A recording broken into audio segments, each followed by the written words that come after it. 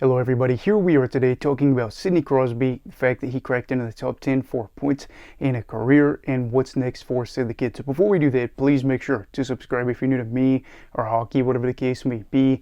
That being said, let's get on into it.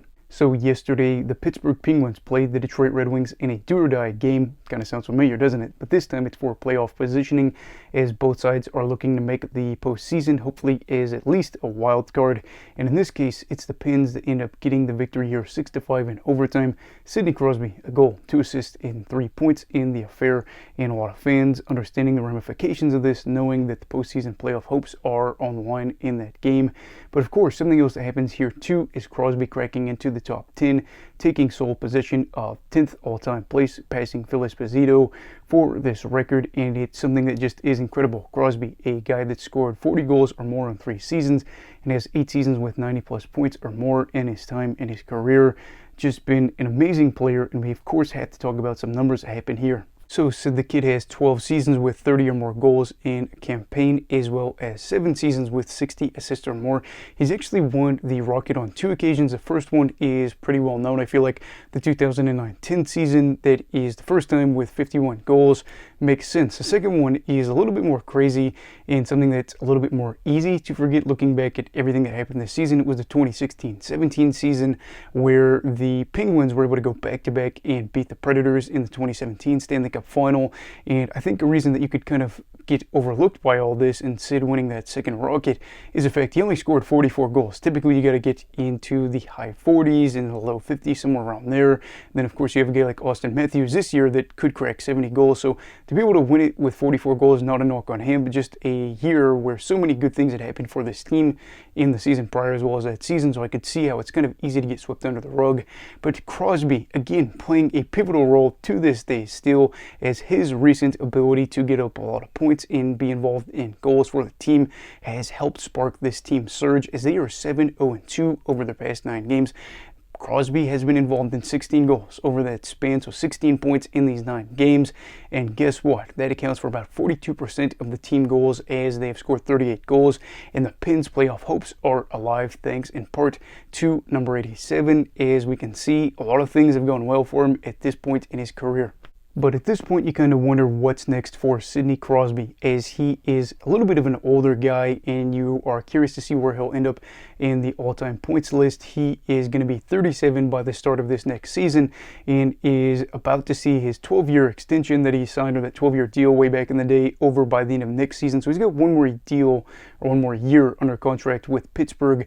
So I'd imagine he's going to be able to play with the Pens, but then the talk into this offseason talks about an extension, how things will go. Of course, he'll probably be looking to get a nice chunk of change as he is in the final stages of his career.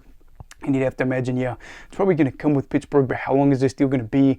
I'm going to be honest, I kind of imagine a short-term extension, unless Sid just says, you know what, I definitely want to play well into my early 40s, maybe even the mid-40s, which would be outrageous. But if you're looking at this in a practical manner, maybe like a 1 or 2 year extension on top of this, to where he's able to play sometime into 2026 or 2027. But let's go out there and assume that he plays 4 more seasons, with this upcoming season being included in those 4 seasons. He has 325 points in 285 games played over his past 4 seasons, averaging 1.15 points per game. And we're going to go out there and say that he averages 65 games played over the next 4 years, which again kind of is in factor with his injury history, as well as the fact that he's going to be in his late 30s during the majority of this span.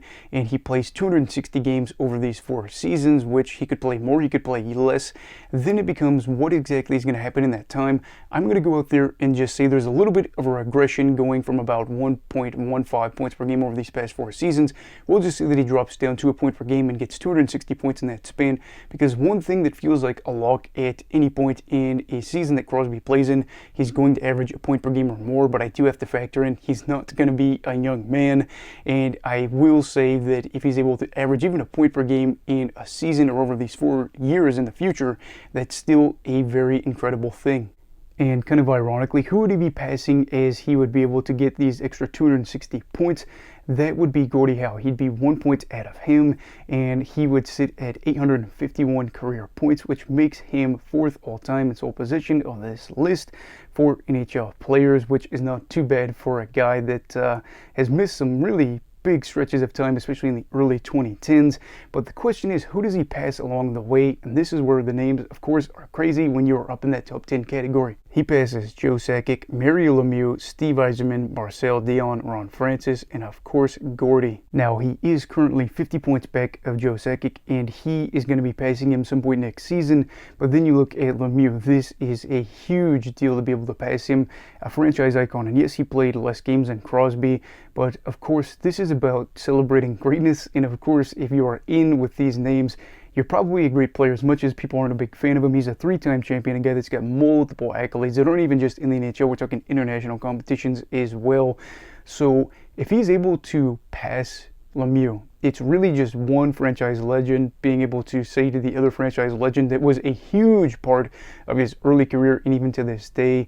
I'd imagine it kind of be an emotional thing between the two of them, as Pittsburgh fans would get to witness something that's unimaginable. It'd be like Gretzky and McDavid in the future years, but I had 3 championships to McDavid's career. Now, I'm not really saying that in the grand scheme of things that anybody's going to get close to Gretzky's points, mind you, just kind of a thing that I was referencing there. But it does get interesting because if you get to that 850 point range, you're less than 100 points away from guys like Mark Messier and Jaromir Jagr. And then you start to wonder a bit, is Crosby going to go out there and try to chase their records? And I got to be honest, with the state that the Penguins could be in this time, maybe they're not super competitive. Kind of like how you see the Capitals now, they want to be able to see Alex Ovechkin go out there and break the goal-scoring record. You'd have to imagine that he is going to go out there and try to chase that if that's something that he's interested in his early 40s, trying to move into second all-time in NHL points. And that will be where it ends because he's not going to be catching up to Wayne Gretzky. Now, he's at the spot where he just cracked 1,000 assists in his career, and actually less people got 1,000 assists in their career than I thought. More people got more than 600 goals in their career than I thought, as Crosby is getting extra close to that. He won't crack that this season as he sits at 591 goals, but he will be able to get there, and I believe Jari Kurri is going to be the person that he passes next, as he had a lot of high-scoring goal seasons with the Edmonton Oilers.